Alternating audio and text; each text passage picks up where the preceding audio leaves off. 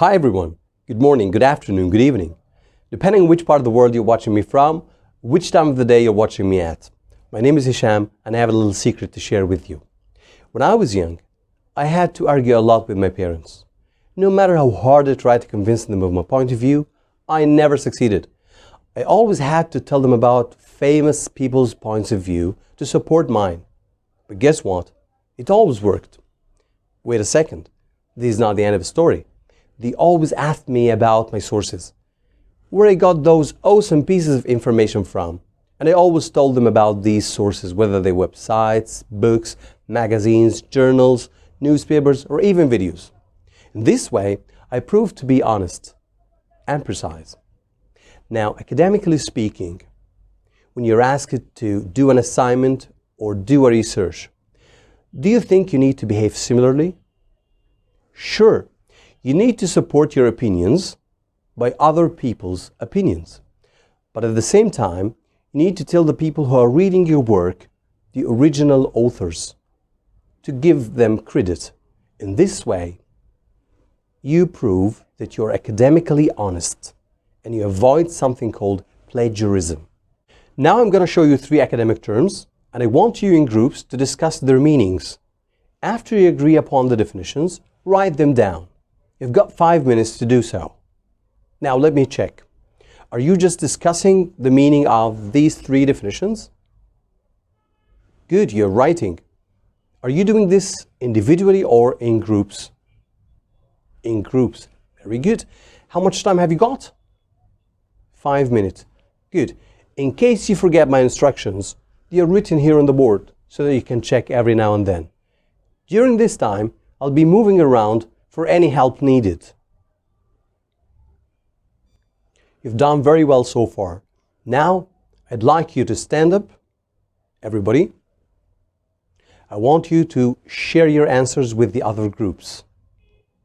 You've got 2 minutes to do so. During this time, I'll be moving around again to choose the best definitions.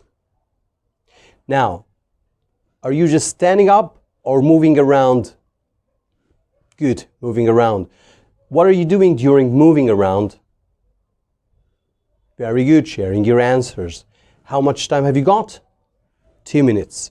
And these are the instructions in case you forget them. You can just return every now and then to check. Thank you so much for this good job. You had some difficulty actually finding suitable definitions for these 3 terms. But anyhow, you've done very well. For number 1, summarizing a text, it means shortening a text into your own words. So you need to change the original author's words. Number 2, plagiarism. This is in fact an academic crisis because it means taking somebody else's words or ideas and passing them off as your own words. It's a crime. Number 3, which you had some trouble actually finding the suitable definition for it, in-text referencing, because it might be a little bit new for some of you. The meaning is, it's a concise way to identify the source of certain information. Now I think you understand the relationship between the 3 terms. You want to support your opinion by summarizing a text, which is academically accepted. But at the same time, you're afraid of committing plagiarism, which is academically not accepted. So you resort to in-text referencing, which is, as we said before, a concise way to tell the people who are reading your work where you got the information from. In this way, you give credit to the original author. Now let's get started. Today's lesson is summarizing a text with in-text referencing. And the aims of today's lesson are, you will hopefully be able to summarize a text to support your opinion using your own words. Number 2, you'll be able to provide in-text referencing or citation to prove academic honesty. Let's start with summarizing a text.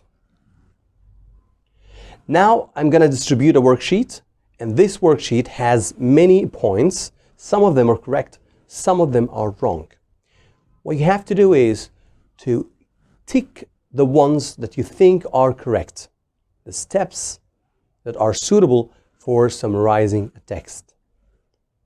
You need to do this individually, and you have got 2 minutes.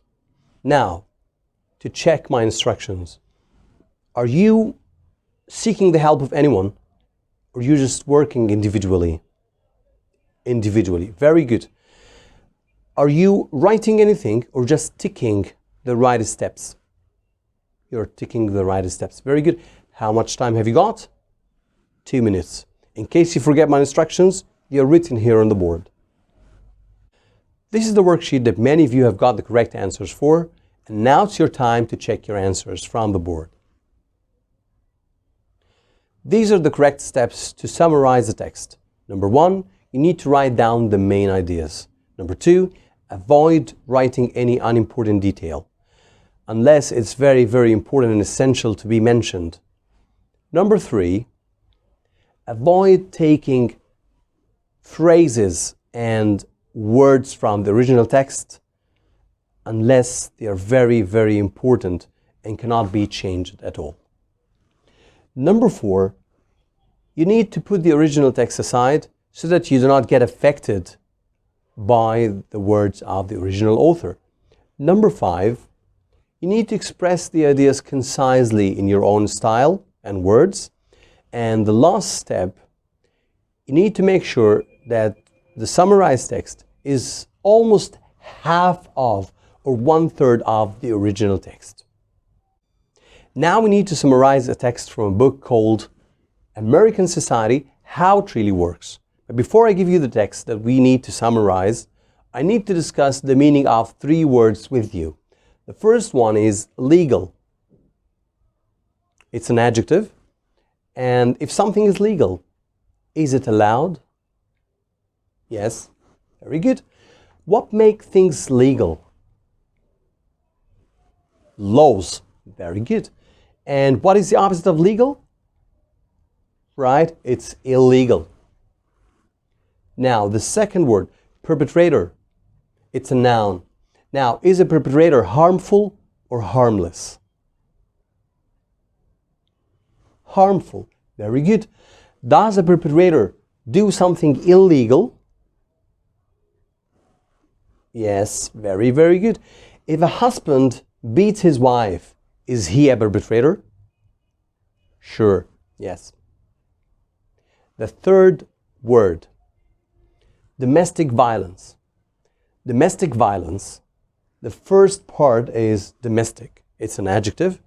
And violence is a noun. Good. Now, does it hurt someone? Does domestic violence hurt someone? Sure. Okay. Does it happen at home or in public? At home, right? And can it hurt a wife? Sure. Now, this is the text I talked to you about. This is the original text from the book American Society, How It Really Works. We need to summarize this text. Now that you have the text, I want you to read it carefully, decide the main points, write them down. After you finish, you need to compare your work to the other members' work in your group. You've got 5 minutes to do so. In case you forget my instructions, they are here on the board to check. Now, let me ask you, are you writing the main points individually or in groups? Individually. Very good. And after you finish writing them, do you need to do something else? Exactly. You need to compare your answers to the other members of your group. How much time have you got? 5 minutes. During this time, I'll be moving around to choose the best main ideas. Great. These are the main ideas that we have all agreed upon. Number 1, women, wives and mothers, men, suitable for public work, low-supported husbands against their families, and number 4, wife beaters had no punishment. Now that we have agreed upon the main points, I want you to change these main points into a summary in your own words. You need to do this individually, and you've got 10 minutes to do so. Now, in case you forget my instructions, they're written here on the board so that you can check them every now and then. During these 10 minutes, I'll be moving around to choose the best summary. Now you can see the original text on the left, the main points that we've agreed upon on the right, and at the bottom, the summary that I've chosen.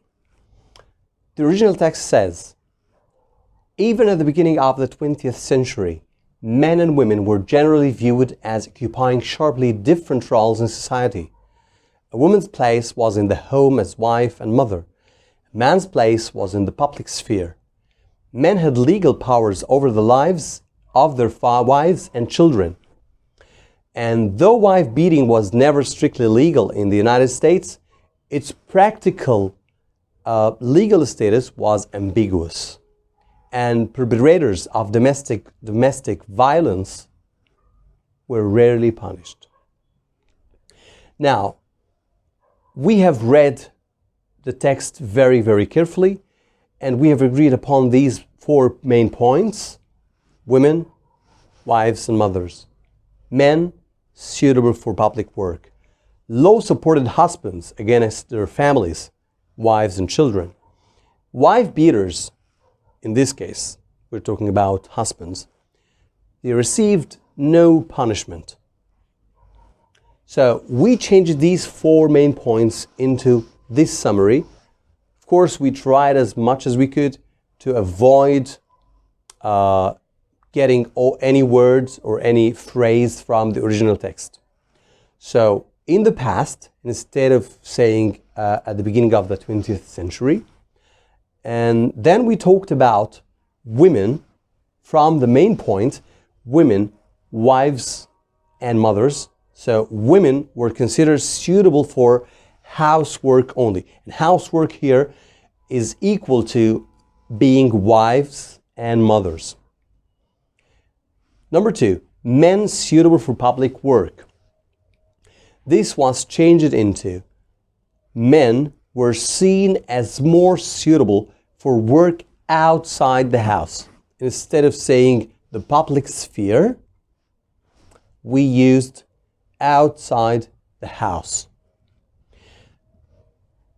Number 3, low-supported husbands against their families. We've changed this into they were also dominant, okay, over their families. So instead of saying they had legal powers, we said they were dominant over their families, and were not seen as lawbreakers. So whatever crime they committed, they were not looked upon as lawbreakers. How did we get this piece of information? From here. They're wife beaters, and they never received any kind of punishment. From the original text, if we go back to the original text, it says wife beating was never strictly legal in the United States. It was never strictly legal, which means that law actually does not condemn wife beaters. In this case, we're talking about husbands. We changed this into we're not seen as lawbreakers, because in this case, they're not going to be punished for beating their wives. Okay? Very well. We've done very well so far, but wait a second, is this enough? There's something missing, right? We've talked about this. We have supported our opinions using a summary taken from the original text. Of course, we have changed everything, almost everything. Nobody actually can say that we have plagiarized.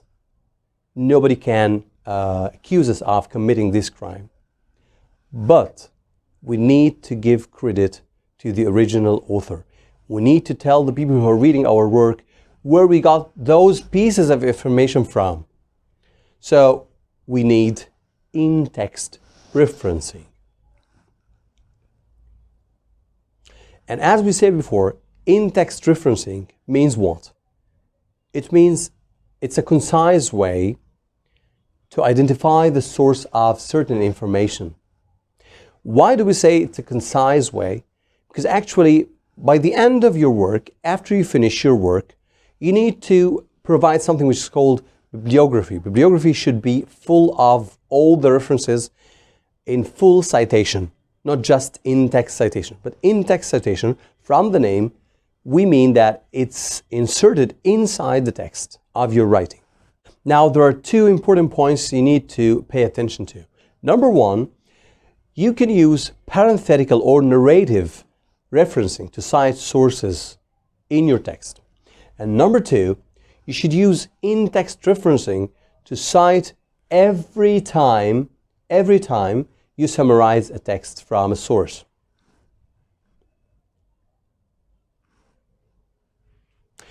Now we are talking about one of the most famous styles or methods to insert in-text referencing, which is MLA.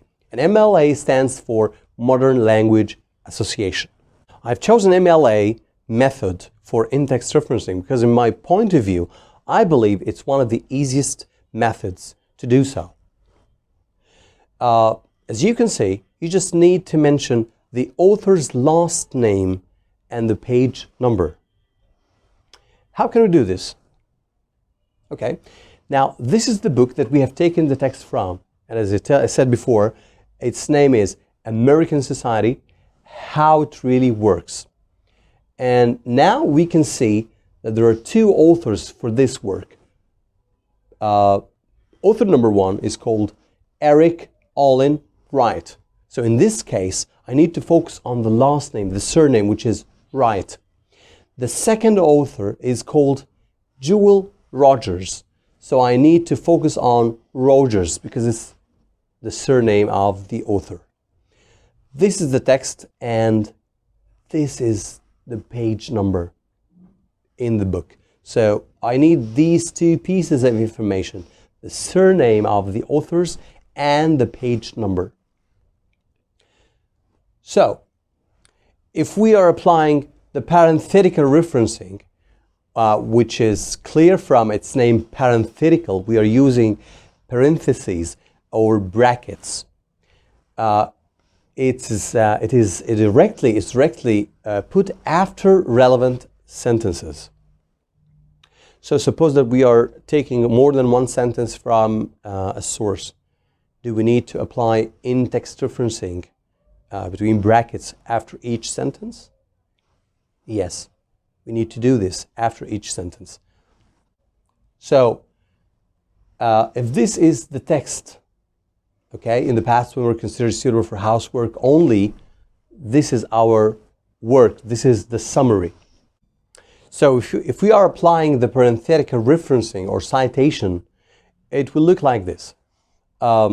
We start with, in the past, women were considered suitable for housework only, whereas men were seen as more suitable for work outside the house. And then, this is the first sentence. After the first sentence, we need to put two brackets. Inside these two brackets, we need to look at the author's surnames.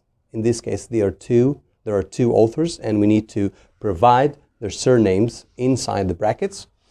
Wright is the first one, the first surname, and A-N-D, not ampersand, A-N-D, and then Rogers, the second surname, and then the page number, 364.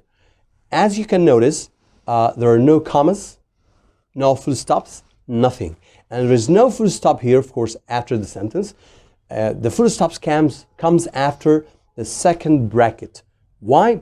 To tell the reader that this in-text referencing belongs with the sentence. It's not separate from the sentence.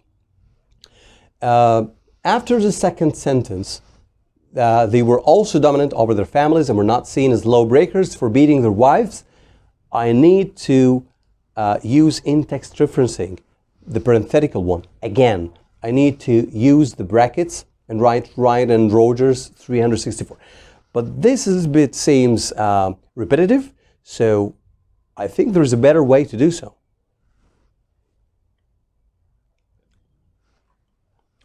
We can use, in this case, if you want to change this repetitive style, we can use the narrative referencing, which is of course an in-text referencing as well. It's a kind of in-text referencing.